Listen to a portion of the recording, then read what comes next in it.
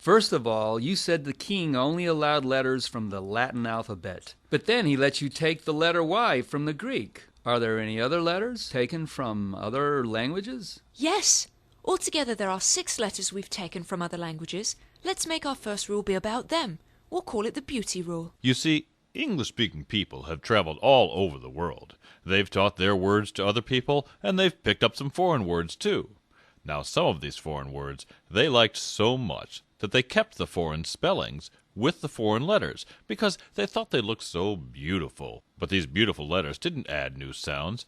They made English letter sounds. The beauty letters are X, combo QU, combo PH, letter C, letter Y, and letter G. X, I know. It says the sound of K and S. Ks. Well, yes, when it's in a word it says X, but if it's at the beginning of a word it says Z, like in the words Xerox and xenophobic. Yes, but those are very complex Greek words you won't use very often. We're making rules that simplify spelling. Since most of the time X says X, let's just put that down for the rule. And then there's the sound Qu.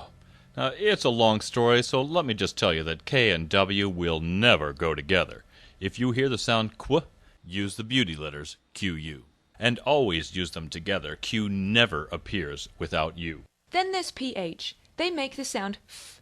It's pure Greek. Scientists thought they were being clever to keep the old Greek spellings in some words, but there's just a few words that use PH. Most of the time when you hear the sound F, spell it with an F. Let's see. X says X at the end of a word. QU says Qu, always.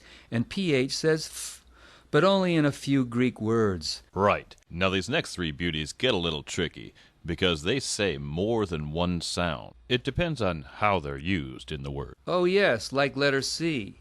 Most of the time it says the sound K, but when it is followed by the letter E, I, or Y, it says S.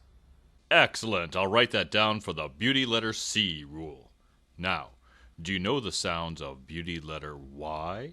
I know that it says 3 different vowel sounds, E, I, and I, but I can't find the pattern for it.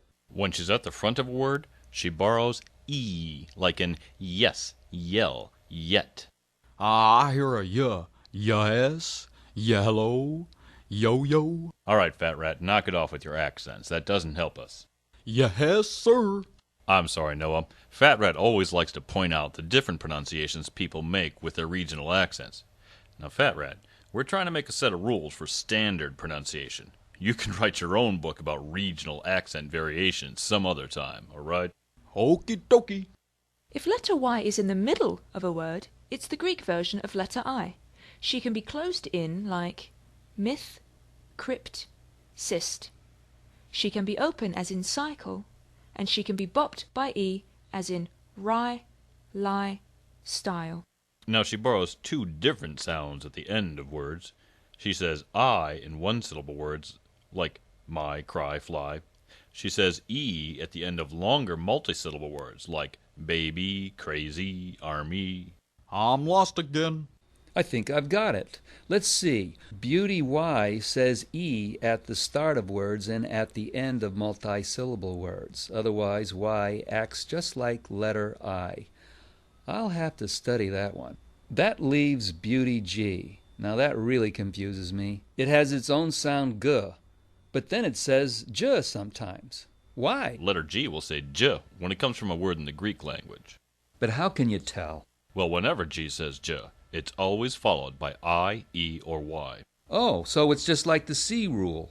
Except it doesn't work all the time. There are some words, like give and get, that aren't Greek, where G still says G, even though it's followed by E or I.